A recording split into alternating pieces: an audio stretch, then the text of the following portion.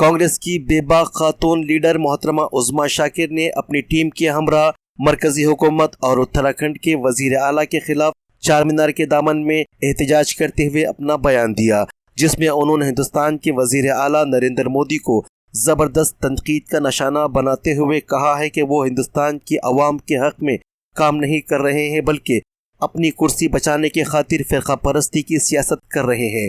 और उन्होंने अपने बयान में इस बात की जानिब भी इशारा दिया है कि हिंदुस्तान के वज़ीर आला को पता चल चुका है कि वो MP इलेक्शन में बहुत बुरी तरीके से हारने वाले हैं, तभी तो वो बौखलाहट का शिकार होकर ज़ाफ़रानी जमातों के आड़ में फ़िरका परस्ती की सियासत कर रहे हैं। और उन्होंने उलमा इकराम व मशाइख अज़्ज़ाम व मुफ़क्किरीन इकराम के एहतजाजों के बारे में कहा है कि काश यही उलमा अगर सही वक्त पर मैदान में उतर कर इत्तेहाद का सबूत देते तो आज ये दिन मुसलमानों को देखना नहीं पड़ता था। नाज़रीन, यकीनन उज़्मा शाकिर ने बहुत खूब कहा। उलमा इकराम व मशाइख अज़्ज़ाम व मुफ़क्किरीन अगर मसलकों और मकातिब फ़िक्र के झगड़ों से बालातर होकर ज़ाफ़रानी जमातों को चैलेंज करते तो आज मुफ्ती सलमान अज़हर की गिरफ्तारी नहीं होती और हल्द्वानी में जो मुसलमानों के साथ खून की होली खेली जा रही है वो भी नहीं होती। तो बहरहाल देर आए दुरुस्त आए। तो आइए देखते हैं कांग्रेस की बेबाक खातून लीडर मोहतरमा उज़्मा शाकिर के इस बयान की तफसीलात और देखते हैं कि हिंदुस्तान की सियासत में कैसा भगवा तहरीकें अपना किरदार अदा कर रही है और कैसे राम राज बनाने की कोशिश कर रही है। और पल पल बाखबर रहने के लिए हमारे न्यूज़ चैनल को लाइक करें, सब्सक्राइब करें और शेयर करें ताकि आप रहे पल पल बाखबर। आदाब। हमने आज चार मीनार के दामन में पीसफुल प्रोटेस्ट किया है उत्तराखंड CM और सेंटर की हुकूमत के खिलाफ। देखा जाए, हमारा जो प्रधानमंत्री है वो हिंदुस्तान की आवाम के हित में काम नहीं कर रहे हैं, अपनी कुर्सी अपनी रियासत बचाने के काम कर रहे हैं।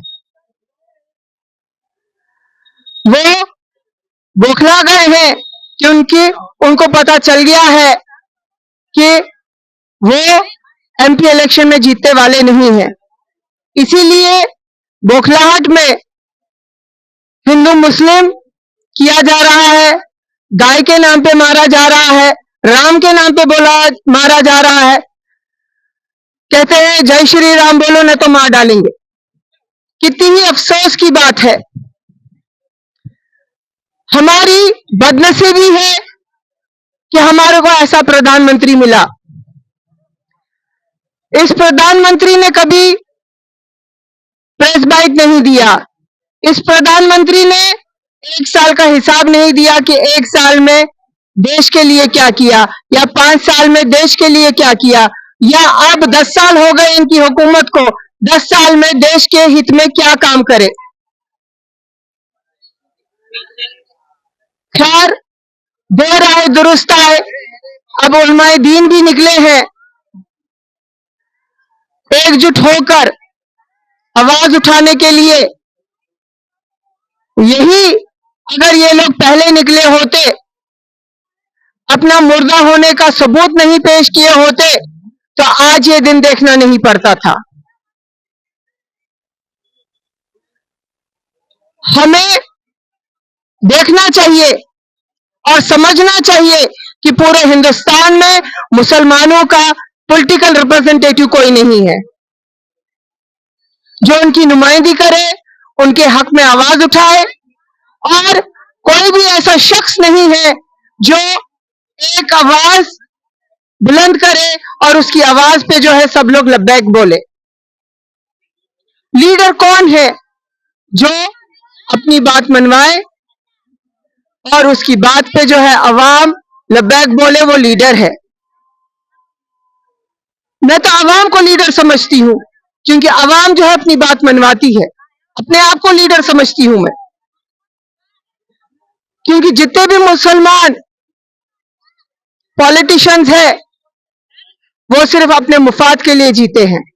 उनका बस चले तो पूरी कौम को बेच डालेंगे।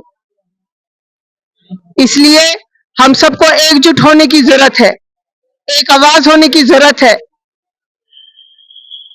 नरेंद्र मोदी समझता है कि हिंदुस्तान के मुसलमानों को मार डालेगा, खत्म करेगा। हिंदुस्तान में 17 करोड़ मुसलमान है, क्या उनको मारना आसान है? नामुमकिन है। कुछ उम्मत पे, कुछ लोगों पे आप जुल्म कर सकते हैं, लेकिन आप पूरी कौम को खत्म नहीं कर सकते हैं, क्योंकि ये कौम जो है खैर की कौम है, खैर उम्मत है। आप इसको एकदम खत्म नहीं कर सकते। आप चाहे हिंदुस्तान की पूरी फौज, पूरी पुलिस पीछे भी लगा लो, फिर भी इस कौम को आप खत्म नहीं कर सकते, क्योंकि ये कौम अब जिंदा कौम हो गई है। ये कौम अब एकजुट हो गई है, एक आवाज हो गई है। नरेंद्र मोदी, तुम्हारी ये बौखलाहट बता रही है कि तुम और तुम्हारी हुकूमत खत्म होने वाली है। इंशाल्लाह आने वाले इलेक्शन में तुम्हारे पिछवाड़े पे लात मारने वाली है ये हिंदुस्तान की आवाम। और हिंदुस्तान की आवाम जो है ऐसे हुक्मरान को ठहराएगी जो सेक्युलर होगा, जो आवाम के बीच में रह के आवाम का काम करेगा, आवाम के मसले मसाइल हल करेगा, हिंदुस्तान को जोड़ने की कोशिश करेगा, ना ही तोड़ने की कोशिश करेगा। शुक्रिया।